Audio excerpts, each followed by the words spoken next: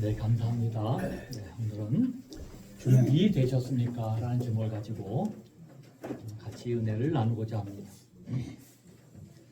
우리는 언제라도 하나님께서 부르시면 주님 앞에 나아가야 하는 것이 우리들의 인생입니다. 그런데 성경은 우리에게 개인의 종말, 곧 개인의 죽음만 있는 것이 아니라 온 우주의 종말, 곧 예수님께서 재림하셔서 모든 역사를 종결하시고 영원한 하나님의 나라를 실현하시는 바로 그 날이 반드시 찾아온다라고 분명하게 말씀하셨습니다. 그리고 우리에게 명령하십니다. 그날을 준비하라. 그때를 준비하라라고 분명히 말씀하고 계시는 것입니다. 여러분은 그날, 그때 지금 준비가 되시고 계십니까? 사도 바울은 그날을 준비하면서 주님이 주시는 상급을 받기 위해 생명을 걸고 매 순간을 살았습니다. 그는 나를 본받으라 라고 한 사도 바울의 간절한 명령을 따르시는, 그 간절한 명령을 따르는 귀한 시간 되시기를 주님의 이름으로 간절히 축원드립니다. 네. 우리는 다음 주 추수감사절과 총력 전도주일로 지키려고 계획하고 있습니다. 주님이 예비하신 귀한 상을 받기 위해 우리는 어떠한 삶을 살아야 할까요? 오늘 본문 말씀을 보면 누가복음에 나와 있는 한편의 강도는 분명히 구원 받긴 받았지만 이 땅 위에 하늘의 상급을 쌓는 일을 전혀 하지 못했습니다. 그러나 같이 읽은 빌립보서의 말씀에서 바울은 이방 선교에 목숨을 걸고 전진하며 달려가는 모습을 우리는 볼 수가 있게 됩니다. 우리가 생각하기에 여러분은 두 사람이, 강도와 사도 바울이 동등한 대우를 받았을 것이라고 생각하십니까? 아닙니다. 절대로 동등하지 않습니다. 상금의 급수는 반드시 천국에서도 존재함을 우리는 성경 여러 곳을 통해 살펴볼 수 있습니다. 성경을 보면 하늘에는 분명히 상급이 있다라고 말씀하고 있기 때문입니다. 구원은 우린 누구나 믿음으로 받지만 천국에서의 상급은 우리가 행한 공적으로 받는 것이기 때문입니다. 그래서 아무런 공적 없이 그저 구원만 겨우 받는 구원도 있다라고 성경은 말하고 있습니다. 여러분은 얼마 남지 않은 종말의 그때 상 받을 준비가 되어 있으십니까? 그렇다면 우리 주님께 상 받기 위해서 우리가 준비해야 할 것은 도대체 무엇일까요? 주님이 가장 소원하는 것을 이루어 드리는 것이라고 생각이 되는 것입니다. 첫 번째로 주님의 소원을 이루어 드리는 우리는 전도자의 삶을 살아야 하는 것입니다. 마가복음 1장 38절의 말씀입니다. 우리가 다른 가까운 마을들로 가자. 거기서도 전도하리니 내가 이를 위하여 왔노라. 우리 성경 말씀 좀 켜주세요.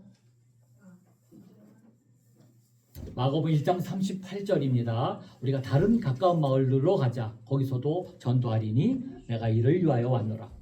예수님이 이 땅에 오신 이유가 전도하러 왔더라고 분명하게 말씀하십니다. 예수님은 가시는 곳마다 병든 자도 고쳐주셨습니다. 그러나 예수님이 오신 목적이 병든 자를 고치는 것만이라고 생각하고 또한 약한 자를 건강하게 하려고 빵으로 배부르게 하려고 오신 것이 아님을 오늘 마가복음에서 분명하게 밝히고 있다는 사실입니다. 말씀을 자세히 보면 다른 고을로 가서 거기서도 병자를 고쳐야 한다라고 말씀하지 않으셨습니다. 병을 고치는 것이 너무나도 중요한 것을 우리는 다 알지만 예수님은 전도하기 위해서 오셨고 말씀 선포가 더 중요한 일이라고 밝히고 있는 것입니다. 우리 모두는 건강하게 사는 것이 인생의 가장 중요한 일이라면, 그것이 가장 모든 것의 목표라면 분명 예수님께서 그곳에 남아서 병들거나 약하거나 불구인 모든 사람을 다 고쳐주셨을 것입니다. 그러나 예수님은 전도가 가장 중요한 일이라고 분명하게 말씀하고 있는 것입니다. 그래서 우리는 무엇보다도 전도자의 삶을 살아야 합니다. 그렇다면 우리가 전해야 할 복음은 구체적으로 무엇일까요? 복음이란 말의 뜻은 기쁜 소식이라는 뜻입니다. 헬라어로는 유앙겔리온이라 하는데 과거 신약 시대에는 전쟁에서 이겼다는 소식이 바로 유앙겔리온이었습니다. 말하자면 복음이란 그냥 듣기 좋은 소식이 아니라 한 사람의 인생에 대한 영향을 미칠 수 있는 기쁜 소식, 즉 그 소식을 한번 들으면 슬픔이 기쁨으로 바뀌고 삶의 문제가 해결되고 이전과는 전혀 다른 새로운 삶을 살게 하는 바로 그런 기쁜 소식을 복음이라고 정의할 수 있다는 것입니다. 어떤 사람이 몸이 아파서 병원에 가서 진료를 받았습니다. 그런데 그 의사는 매우 심각한 표정으로 이런저런 검사를 하게 했습니다. 피검사도 받고 소변검사도 받고 CT 촬영, 심지어 MRI까지 촬영했습니다. 며칠 후에 오라고 해서 갔더니 의사가 이렇게 말합니다. 당신은 우리 현대의학으로 고칠 수 없는 불치병입니다. 병의 원인은 알 수가 없고 치료할 약도 없습니다. 죄송하지만 길어야 3개월, 길어야 6개월이고 짧으면 3개월입니다. 이런 말을 하면서 아무래도 이 세상 끝날 준비를 하셔야 하겠습니다. 이제 이 사람은 시한부 인생이 돼버리고 말았던 것입니다. 질병이라는 문제로 죽음의 문턱에 서게 된 이분에게 필요한 복음, 기쁜 소식은 무엇일까요? 두말할 필요도 없이 병이 낫는 것이라 할 수 있습니다. 그런데 소문에 제주도에 신비한 약초가 있는데 그 약초로 불치병을 고친다는 의사가 있다는 것입니다. 자기와 똑같은 병으로 죽음을 기다리는 어떤 사람이 그 의사의 처방으로 나았다는 그런 자기의 경험을 들려주었다면 이 소문은 그야말로 병든 사람에게는 복음일 것입니다. 그러면 그 사람은 그 의사를 만나기 위해 좀 멀지만 제주도로 가겠습니까? 안 가겠습니까? 분명히 당장 갈 것입니다.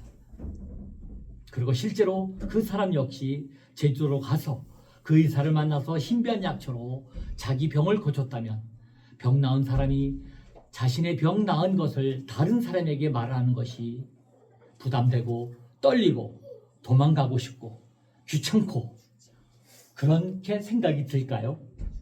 분명히 그렇지 않을 것입니다.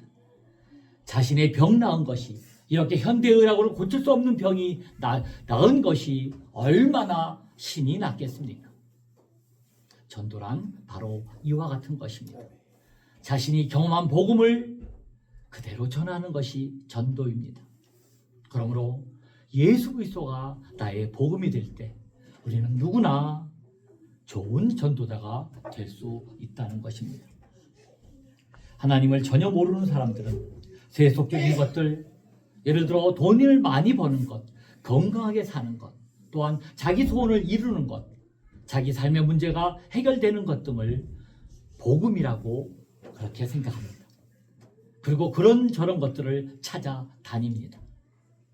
그러나 그들이 그렇게 찾아다니는 세상 사람들이 원하는 것들은 진짜 복음이 아닌 것을 복음이라고 착각하고 있다는 것입니다.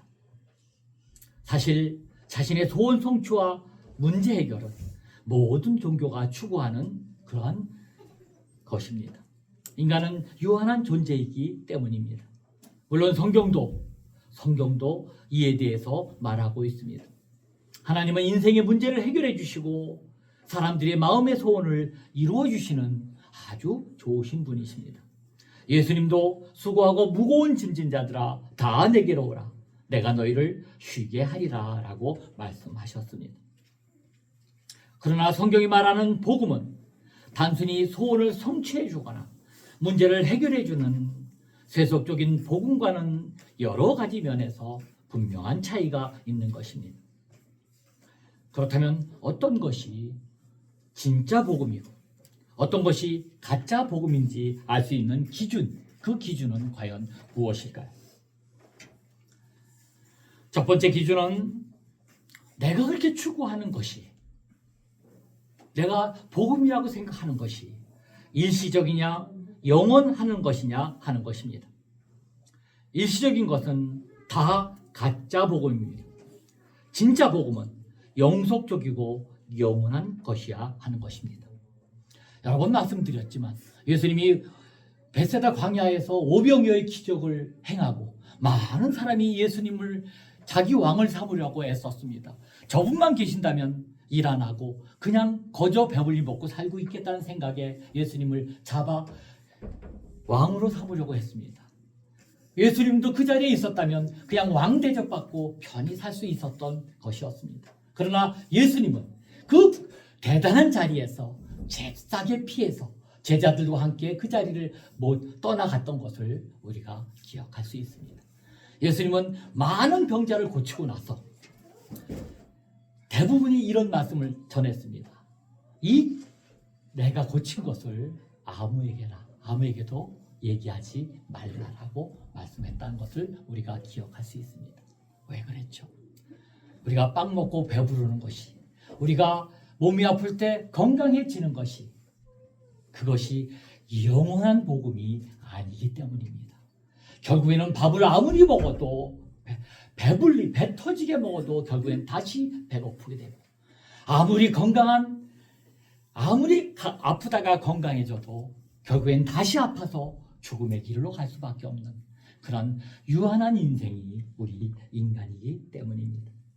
그래서 내가 그렇게 추구하는 모든 것이 영원한 것이냐, 일시적인 것이냐 하는 것을 따져볼 필요는 반드시 있다는 사실입니다. 일시적인 해결은 진정한 문제 해결이 아니기 때문입니다. 진짜 복음을 만나면 한 사람의 인생을 영속적으로 그리고 영원히 해결해 준다는 것입니다. 두 번째 기준은 부분적이냐 근본적이냐 하는 것입니다. 가짜 복음은 부분적입니다. 삶의 한 부분을 어느 정도 해결해 주지만 근본적으로 바꾸지는 못합니다. 그것은 가짜 복음입니다. 진짜 복음을 만나면 한 사람이 근본적으로 변화됩니다. 아예 그 사람의 존재 자체가 변화됩니다. 예수 그리스도를 만나면 한 사람의 인생이 어둠에서 빛으로, 죽음에서 생명으로 옮겨지게 되는 것입니다. 세 번째로, 그 세 번째의 기준은 상대적인 것이냐 절대적인 것이냐 하는 것입니다. 여러분, 가짜 복음은 상대적입니다. 예를 들어 한 사람이 10억 원을 소망하고 열심히 일해서 진짜 10억 원을 벌었더니, 아니 나하고 같이 열심히 일한 다른 사람이 그 자리에서 100억을 벌었다면 10억 원을 번 사람들, 그 버는 것은 더 이상 복음이 아닐 것입니다. 내가 누구한테 속아서 10억 원을 벌었을 것이라 생각이 들 것입니다. 왜 그러냐면 상대적인 것이기 때문입니다. 그러나 진짜 복음은 절대적입니다. 가난해서 기쁘고 병들어도 감사하고 힘든 상황도 거뜬하게 이겨내는 그런 사람은 진짜 복음을 만났던 것입니다. 그래서 진짜 복음이신 예수님을 만나면 다른 어떤 것과는 비교하지 않게 되는 것입니다. 이 복음을 만난 사람은 이렇게 고백합니다. 주님, 예수님 한 분이면 충분합니다 라는 고백을 하게 되는 것입니다. 그렇다면 어떤 것이 영원하고 근본적이고 절대적인 복음일까요? 이런 기준으로 이야기하다 보면 진정한 복음, 영원하고 근본적이고 절대적인 복음은 우리에게 오직 예수 그리스도뿐이라는 사실을 우리는 알게 됩니다. 그렇습니다. 하나님께서 이 세상에 주신 진짜 복음은 오직 예수 그리스도밖에 없다는 것입니다. 예수님은 매우 분명하고 간결하게 우리에게 귀한 말씀을 주십니다.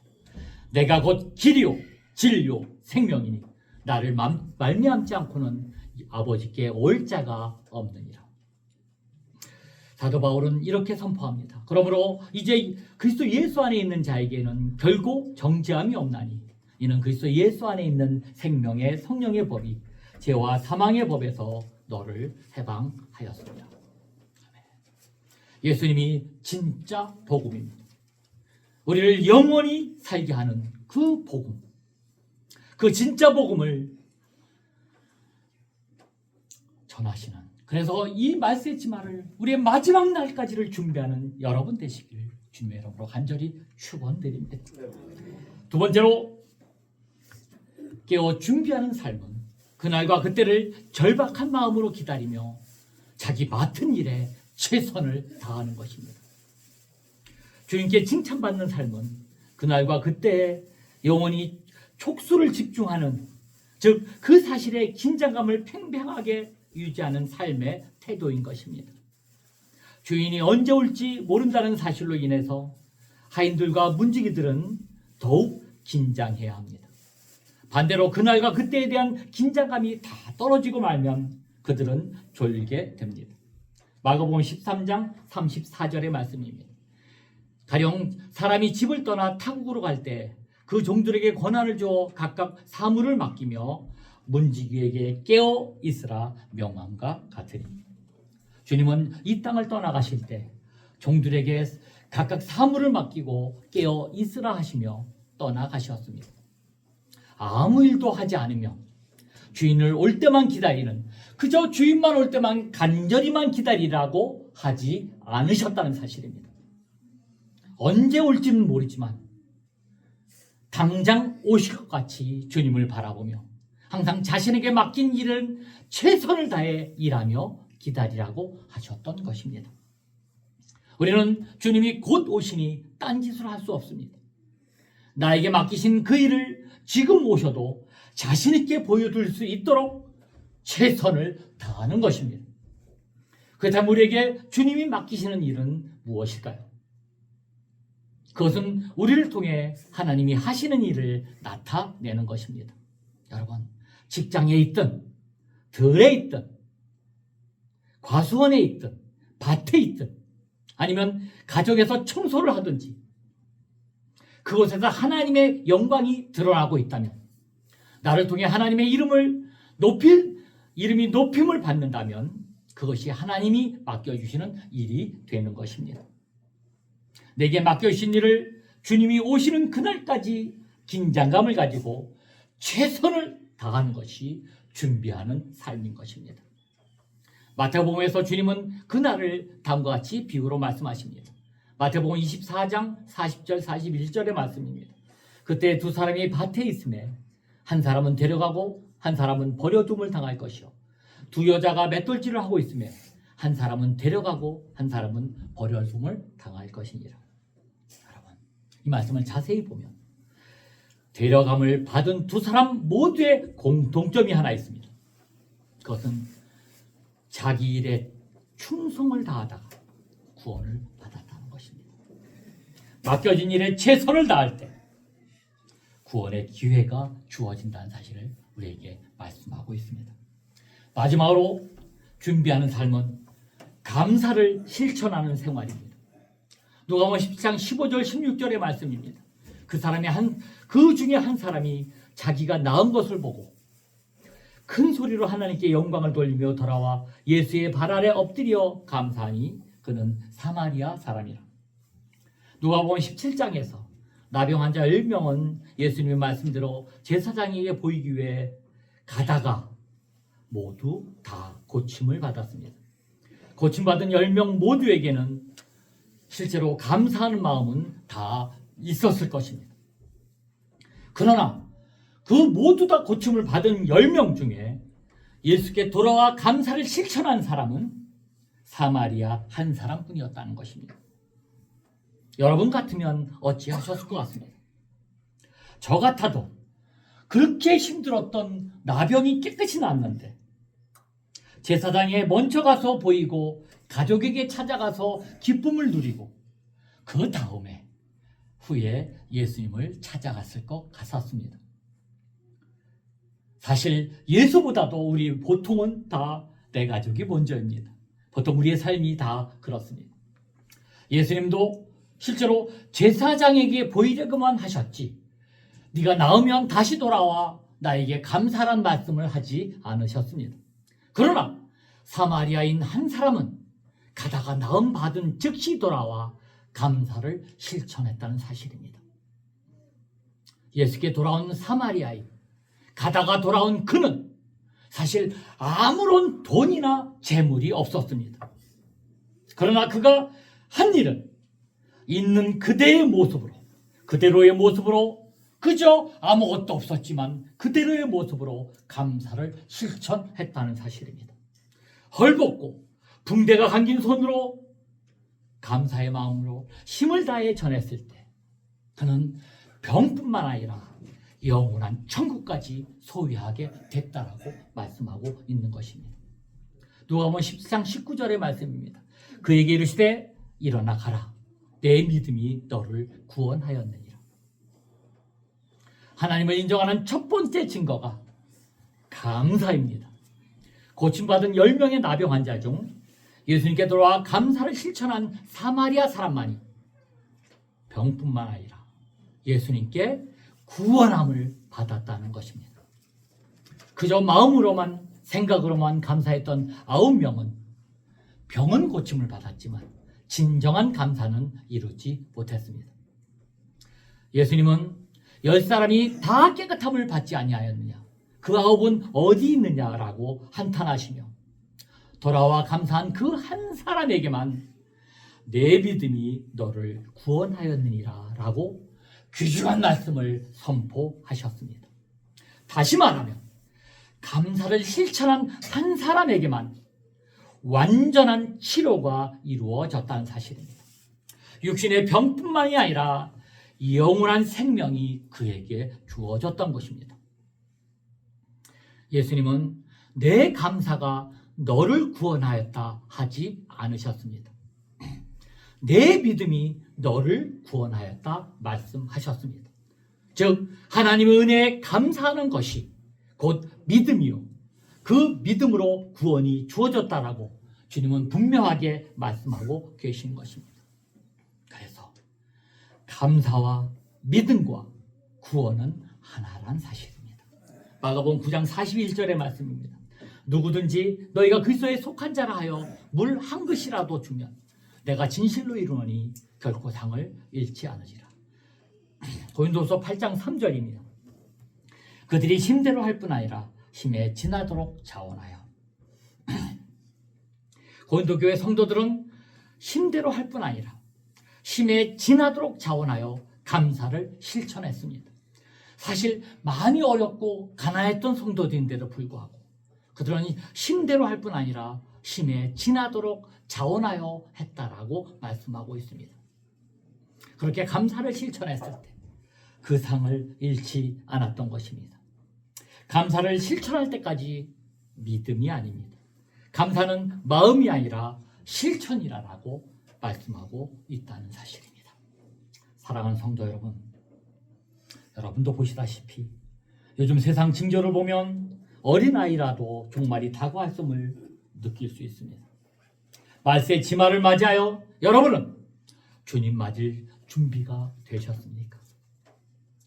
주님이 오셨을 때 내가 여기 있습니다. 그렇게 자신 있게 나설 수 있으십니까? 지금 주님은 우리에게 깨어 있으라, 그날을 준비하라고 우리에게 호소하고 있다는 사실입니다. 이제 다음 주면 추수감사절이며 총력 전도주일입니다. 우리는 전도할 태신자 명단을 하나님께 제출했습니다. 여러분, 지금이 주님이 주신 기회입니다. 이제 사실 시간이 많지 않습니다. 여러분, 훗날 주님 만나 뵈실 때 너 무엇하다 왔느냐 주님이 물어보실 때, 너의 공적이 무엇냐고 물어보실 때 여러분은 자신 있게 대답하실 말이 있으십니까? 주님, 부족하지만 내 이웃의 불쌍한 영혼을 주님께 인도하기 위해 애쓰다 왔습니다. 부족하지만 불쌍한 이웃에게 주님의 이름으로 떡 한 접시 대접했습니다. 주님, 많이 부족했지만 나를 미워한 그 사람을 주님 때문에 더 사랑하려고 애쓰다 왔습니다. 이러한 고백하시는 여러분 모두가 되었으면 좋겠습니다. 사랑하는 여러분, 어쩌면 다시 올 수 없는 이 기회를 하나님께 놓치지 않겠다고, 내게 맡겨진 태신자에게 다시 복음을 전하겠다고 찾아가 섬기겠다고 결단하는 그런 기도를 올리는 귀한 시간 되시길 부탁드립니다. 제가 여러분에게 주보에다가 우리 새벽기도 주보를 하나 넣어드렸습니다. 여기 펼쳐보시면 나의 태신자란이 들어있습니다. 여기 나의 태신자를 안에 여러분이 올려주신 태신자 이름을 다시 한번 기록해 주시고요. 그리고 그 글을 위해서 지금 기도하는 시간 잠깐만 가졌으면 좋겠습니다. 내가 누구누구를 어떻게 전도하리라, 그들을 한번 데리고 오리라, 다시 한번 고백하는 마음으로 이 빈칸에다가 나의 태신자에 하나 적어주셨으면 좋겠습니다. 다 적어주신 분은 그 태신자를 위해서 기도해 주시고, 이 주보는 우리 내일부터 할 특별 새벽기도 일주일 동안에 갖고 다니시면서 기도하시고, 기도문도 여기 다 들어있으니까요. 우리 이 주보는 버리지 마시고 일주일 동안 갖고 다니시며 기도하시는 여러분 되시기를 부탁드립니다. 사랑하는 여러분, 우리 하나님의 능력으로 보호하심을 받아 열심히 준비함으로 말미암아 우리 주님 오실 때 기쁨을 만나고 영접하고 우리 주님과 함께 그 부르심의 상을 받고 하나님의 나라를 차지하는 여러분 되시기를 간절히 부탁드립니다. 시간 498장 한 장 부르시며 기도하시며 쓰시겠습니다.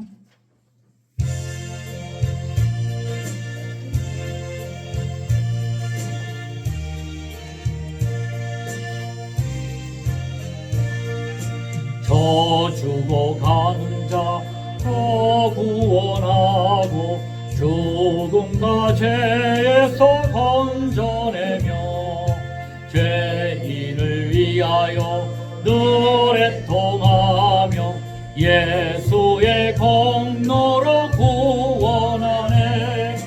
저 죽어가는 자 예수를 믿어 힘입어다 살겠네. 주 믿지 않는 자 불쌍히 여겨 참 회개할 때를 기다리네. 열심을 다하여 인도해 보세. 예수를 믿으면 다 살겠네. 저 죽어가는 자 예수를 믿어 돈의 힘입어다 살겠네. 저 죽어가는 자 구원해내야 우리의 본분을 다하리니. 예수의 구원을 전할 때에 그 크신 능력을 다하시네. 저 죽어가는 자 예수를 믿어 그의 힘입어나 살겠네.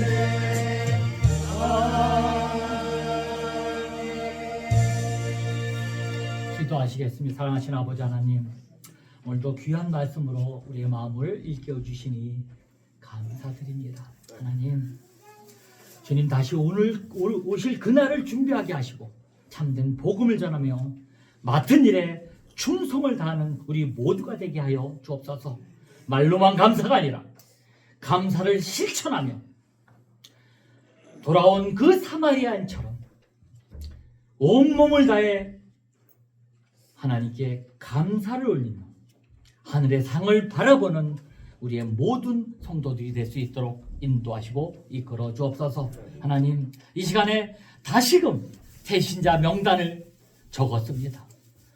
이들을 위해 기도하게 하시고 이들을 찾아가게 하시고 이들을 섬기게 하셔서 하나님 이 귀한 기회에 하나님을 찾고 하나님의 자녀가 되는 귀한 놀라운 기적을 체험하는 이 귀한 추수감사절과 총록 전도주일이 될 수 있도록 이끌어주시고 인도하여 주옵소서. 모든 걸 주님께 맡겼고 예수 그리스도 이름으로 간절히 기도했사옵나이다. 네. 우리 광고 말씀 드립니다. 우리 총록전도 및 추수감사주일이 다음 주입니다. 11월 9일에 있습니다. 놀라운 그 전도의 열매가 나타나고 하나님께 풍성한 감사주일이 될 수 있도록 여러분 기도하시며 1년에 한 번밖에 없습니다. 이 기회에 하나님께 큰 영광을 돌리는 귀한 주일이 될 수 있도록 여러분 기도하고 준비해 주시기 부탁드립니다. 그리고 예배를 마치고 식사한 후에 전 지역에 전도를 나갑니다. 하나님 주신 기회입니다. 이거 남의 일처럼 생각하지 마시고 전도를 나가시면서 지난주에 한번 갔다 왔는데요. 아직 미처 전도하지 못한 사람들을 더 찾아가셔서 이번엔 전도 선물이 조금 다릅니다. 이번 김장에 꼭 필요한 우리 그 고무장갑으로 준비했습니다. 여러분 나아가셔서 하나님의 말씀을 증거하는, 그래서 그들이 하나님을 찾고 자녀가 될 수 있는 길을 열 수 있도록 그렇게 꼭 좀 부탁을 드립니다. 그리고 내일부터입니다. 내일부터 우리 새벽 기도회가 있습니다. 여러분 그동안 잘 못했던 그 기도라도 내일부터 딱 5일간만 우리 새벽 기도에 참석하셔서 태신자를 위해서, 왜 나의 삶을 위해서, 묶여있던 나의 모든 문제들이 해결되기를 위해서도 기도하는 귀한 시간 되시기를 꼭 좀 부탁드립니다. 여러분 5일입니다. 5일간만 새벽 6시에 하니까 와주시기 부탁드리고 그 차량 운행도 하고요.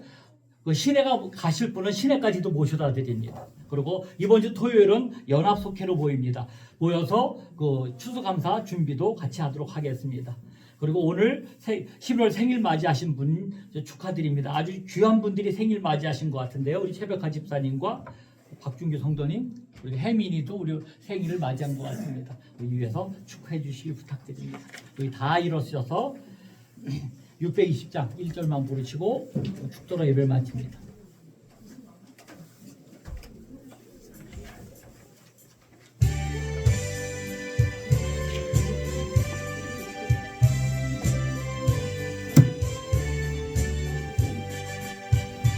여기에 모인 우리 주의 은총 받은 자여라. 주께서 이 자리에 함께